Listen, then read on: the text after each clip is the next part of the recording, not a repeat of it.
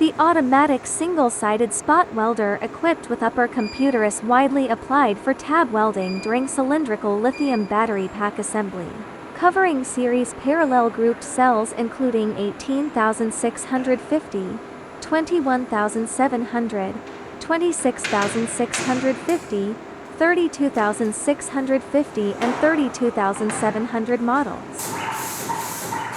It supports flexible optional of various power sources, including DC inverter and transistor-type welding power supplies to satisfy diverse welding demands of nickel strips with different thicknesses.